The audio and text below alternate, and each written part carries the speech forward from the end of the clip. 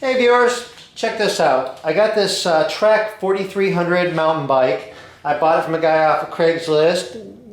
Got it for 50 bucks. I'm gonna need a lot of work on it. A lot of parts replaced. But it's gonna be a fun bike to work on, I think. And the first thing I'm gonna work on is the shocks. It's got RST Gila T5 shocks on there, which if you watch my videos, I recently did a video where I overhauled a set of these. These ones, however, are like completely frozen. They don't compress at all, and they're a little bit rusty. So I'm going to see if I can at least get them working, maybe clean them up a little bit, but see if I can get them unfrozen. And that's my project for today. I'm going to go ahead and remove these brakes, just get them out of the way here. So just pull them off. The brake cable's already disconnected there.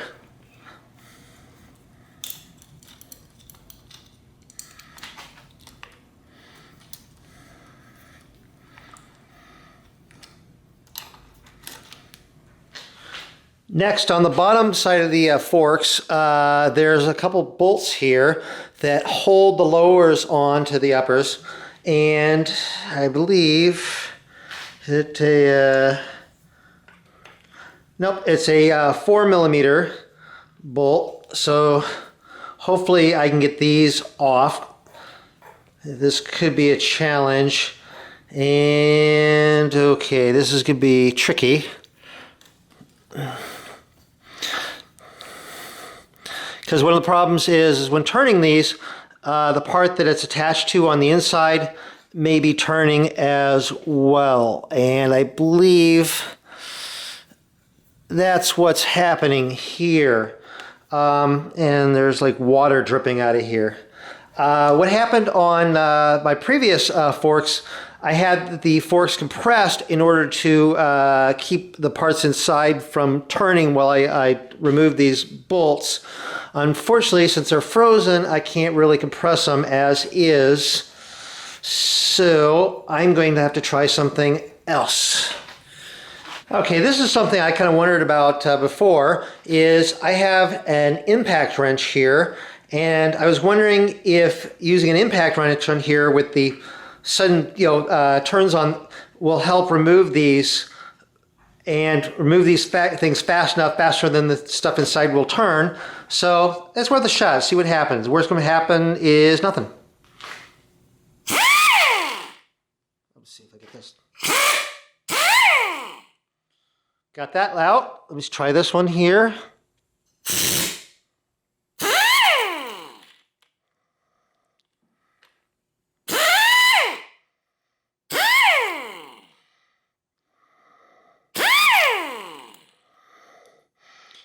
Almost out.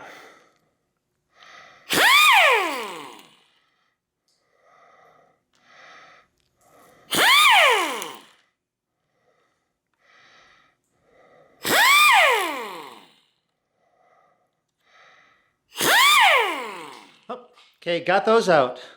And so that's one way. Hopefully I didn't damage anything on the inside, but we'll see. Okay, now that I have those two screws removed out from under there, I'm going to try to rubber mallet and see if I can tap this thing down and get it to break loose. And it's moving. It's moving. And there. So I got the lowers off there. Okay. Oh, this is pretty ugly. But it's progress. Now see if I can get this boot off of here. There. Like that. Okay, now I want to remove these two little top covers here to get the springs elastomers out. Here's this tool that I made. I have another video. If you click the link over here, you'll see a video on how I made this little tool, but it fits right on here and allows me to remove these little adjuster caps. So, got a ratchet wrench here, and just unscrew these. There's this one, and it's pretty ugly looking.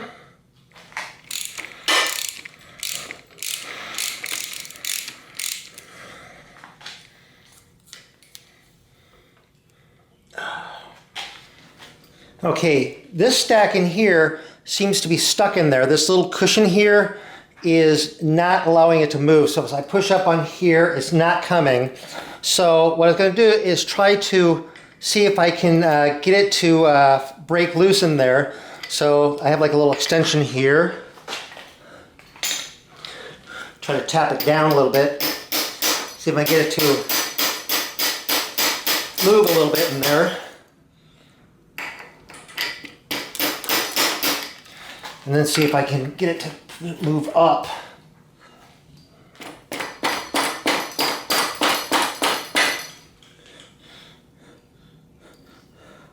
There's like a spring in here, so it's like I'm hitting this, it's just impacting, just compressing the spring. Huh.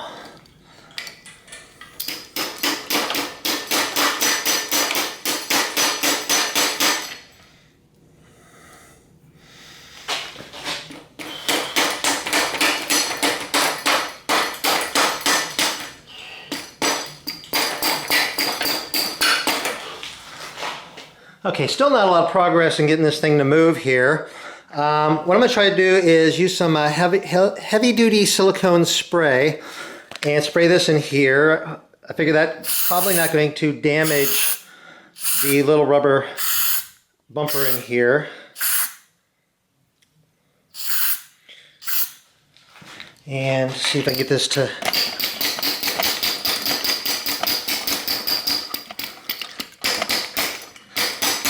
move down a little bit. Spray a little more in there. And see if I can cap it up.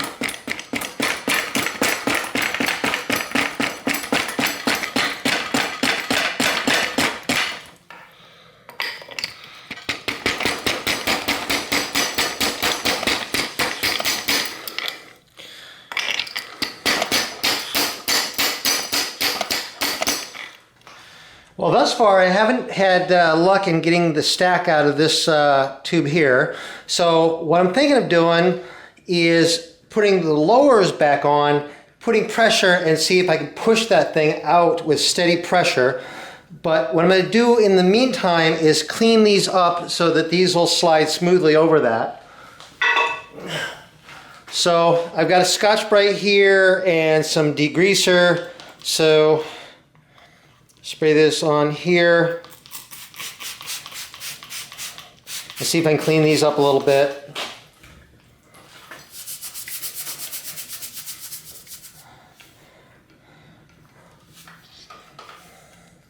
Okay, a little bit cleaner. There's a bunch of corrosion down here, which I'm not sure I'm ever going to be able to get rid of.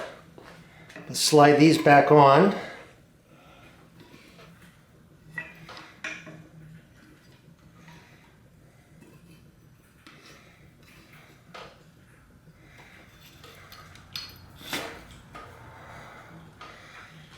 Now let me see if I can put my weight down on here and get that thing to come out.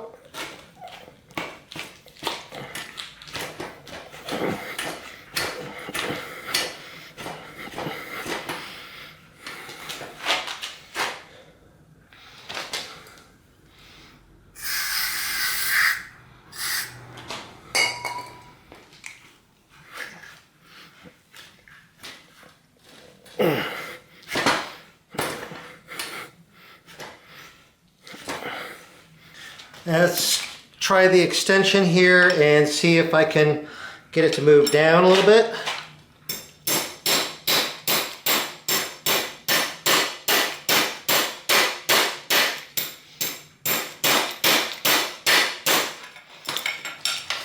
And then press down. And spray a little more in there.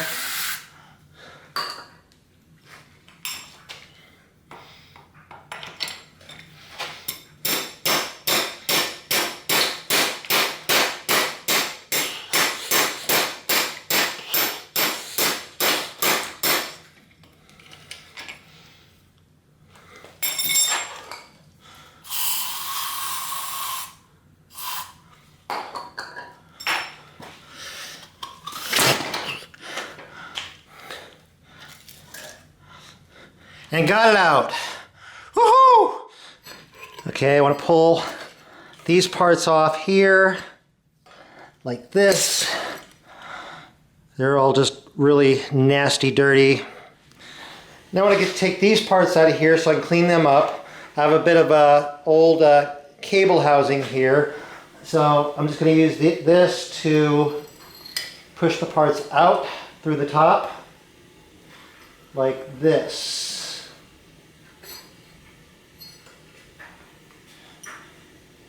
And there.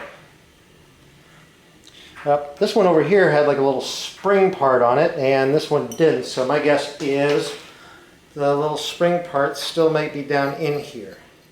Okay, looking down in there, I can see that there's still a little spring and rubber part down in there. So I'm going to use like just a long metal rod here. This is a 5mm T wrench here, and see if I can push it up and out.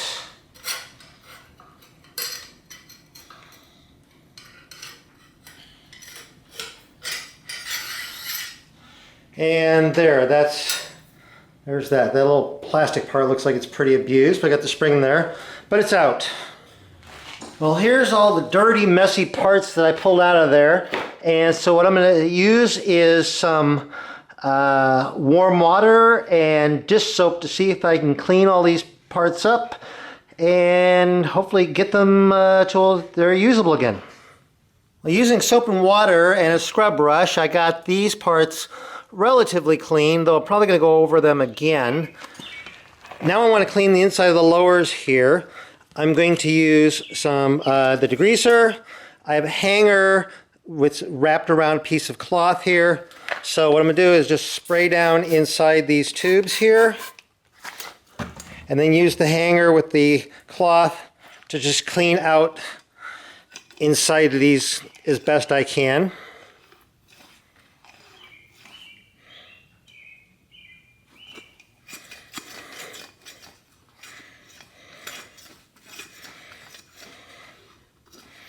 Like that. And I'll probably have to repeat it with a clean cloth until I get them all nice and clean. Now, in an effort to get more of this corrosion off, I'm going to try a little bit of WD-40 and some more of the Scotch-Brite on here. Spray the WD-40 on here. And then use the Scotch-Brite to see if I can get some more, get it smoother. Now I need to clean the inside of the upper tubes. Again, I'm going to use the degreaser, spray down in here, just soak it. Take a little bit of cloth here, just jam it down in here, and I'm going to use my long wrench here to jam it down in there. And then from the bottom side, I can push it up.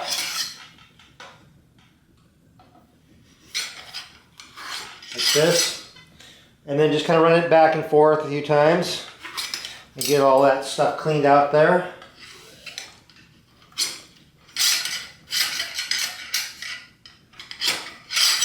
Like that. And do that on both sides. Okay, so there's still corrosion on the outside a little bit, and there's a little bit of corrosion on the inside. So what I'm going to do is I'm going to take some paper towels, kind of bundle them up here a little bit, wedge them down inside the tubes a little bit.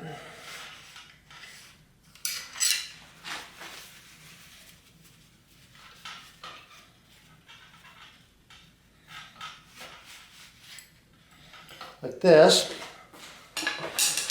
And then we'll pour in a little bit of apple cider vinegar, which that will help soften and eat the corrosion. So I'll just pour that through until it comes out the bottom.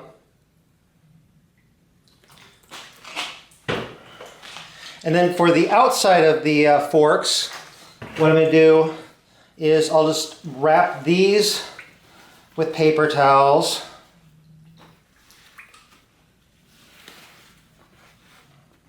Like this. And soak these with the apple cider vinegar. And the paper towels will help keep the apple cider vinegar in contact with the corroded parts, and that'll help soften the corrosion, the rust on there. Yep, time for the unveiling. I let these sit overnight with the paper towels and the vinegar on there, and you can see that the vinegar has soaked up quite a bit of the rust coloring here. And let's see if I can clean some of this stuff off here.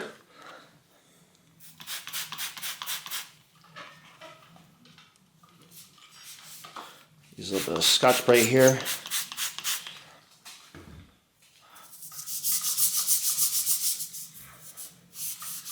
Well, it didn't remove all this stuff, but it's definitely smoother.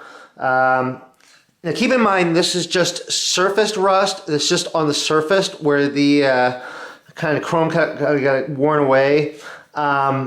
This is not to the point to where it's actually damaging the integrity of the forks to where I'm worried about them breaking. It's just surface, and it just makes it rougher for the shocks to be smoothly go up and down. But yeah, using the vinegar definitely helps smooth this stuff out quite a bit. And then I also want to push the stuff out from the inside here.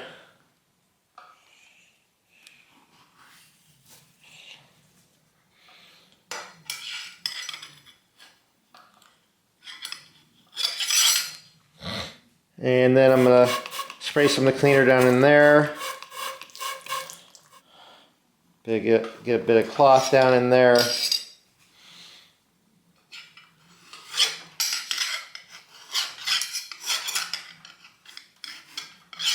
And shove this out.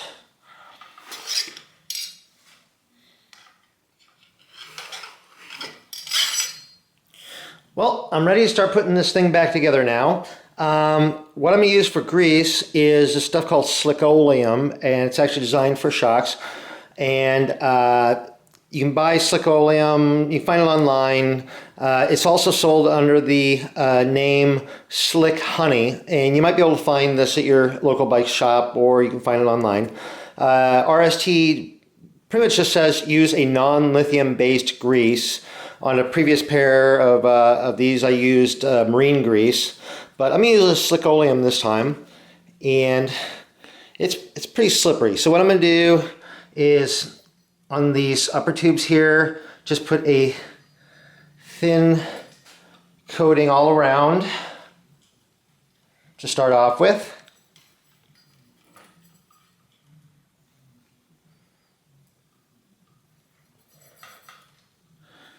Next, I'm going to install these little plunger parts that came out from the bottoms in there. And so again, I'm going to put like a thin coating of grease all over these, especially one on this little rubber part here. Kind of get nice coating grease over everything here. And then to install them, to help guide them in through the hole in the bottom, I'm going to use a piece of hanger and put this up through the top, sit this on here like this, and then push this in, get this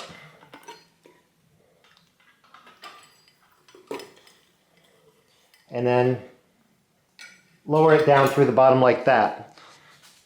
And do the other one here, nice coating of grease all over it.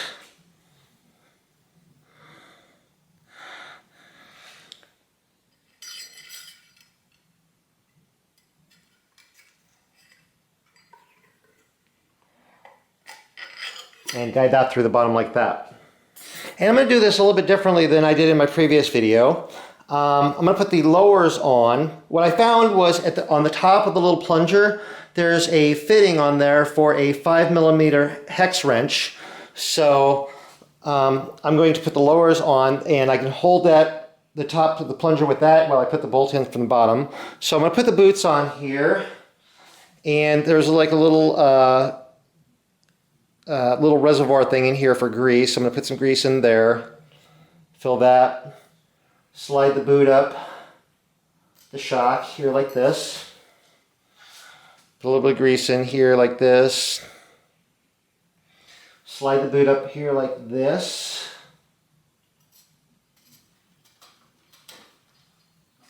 Like that. Now, there's going to be excess grease on there. We can wipe that all off later. Next we want to install these little parts here that one looks like a little cork and the other looks like a little like a spool of thread. Put some grease around the little rubber part here, and this is going to go on first, and you want the smaller end facing down, and then comes the little spool of thread. There's like a little inset part on one end and it's flat on the other, and so the inset part is going to go facing up. So get this part all nice and greased.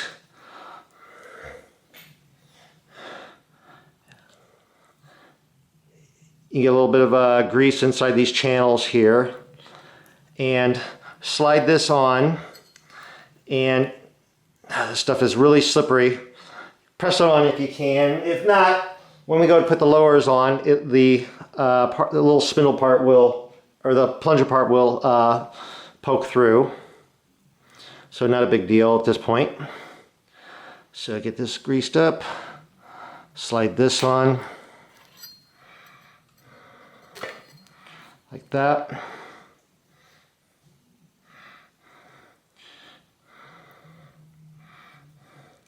All nice and greased up here, and slide this on like that. Okay, I've got the lowers here, and I want to get grease down inside the tubes here, and then there's little seals on the top there. There's a little channel inside the seals here, so I'm going to get some grease in there and get grease up around in there. I could probably, these seals probably could use replacing, but I don't even know if I can even get these seals. It is what it is. I want to get these things working. They're not going to be perfect, but they should at least work. Yeah. So anyway, I'm going to slide these lowers on. Get these plunger parts down in there.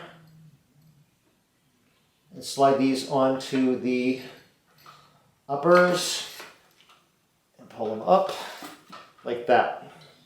Okay. With the forks compressed, I'm going to use my 5mm T-wrench here. I could also use a 5mm socket with a long extension to get down in there. And so I'm going to put this in here and get it set into the fitting on the top of the plunger here, using a flashlight so I can see.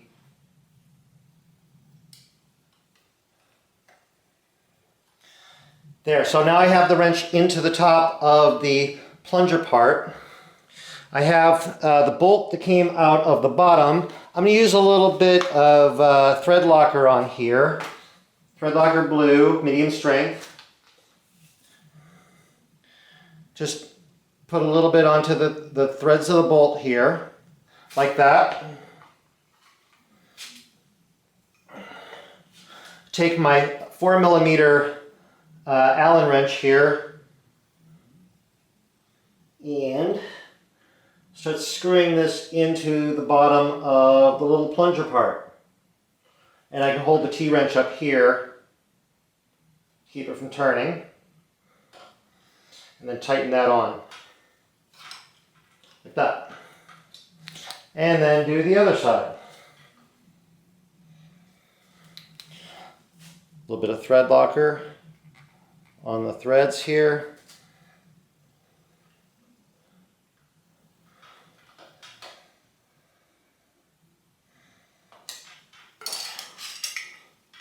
And there, now the lowers are all installed on here. I'm ready to install the stacks inside there now. Again, I want to get a nice good coating of grease all over the springs and all the parts in here. The little rubber, or the little cushion here, fits on top of this little fitting right here. Just pops on like that. And I want to get a nice good coating of grease on that as well. And then the little adjuster up here, it fits on top of here. There's a little fitting on here. This just inserts into the little cushion like that. And I'll get a little bit of grease on that as well. And then this just inserts in here like this. And let me get the other one done. There's the cushion. It's a little dirty, but I think it'll work. And I'll get they're all put together and get nice coating of grease all over this thing.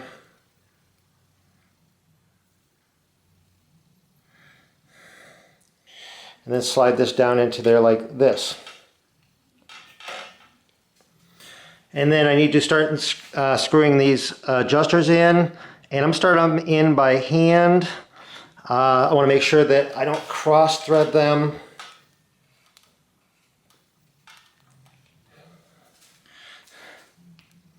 Then use my wrench here. Start tightening them in.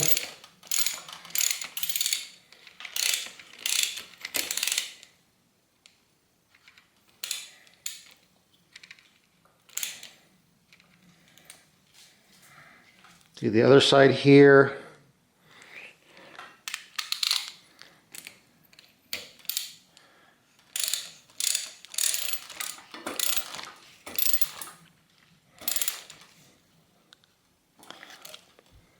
Reseat the little boots down on here like this. Do the other one over here like this. There. Clean up any excess grease around there. Well, all done, and they're moving pretty well. And that's how you do it. If you found this video useful or interesting, please click like. I always appreciate getting likes on my videos. I have a Facebook page, RJ the Bike Guy. You can find a link in the description. You can like that page, and I'll have a lot of stuff on there. And if you're not subscribed to my YouTube channel, please subscribe to there. You can click the big subscribe button, and you'll see new videos as they come out. Anyway, thank you very much for watching. Hope you enjoyed this.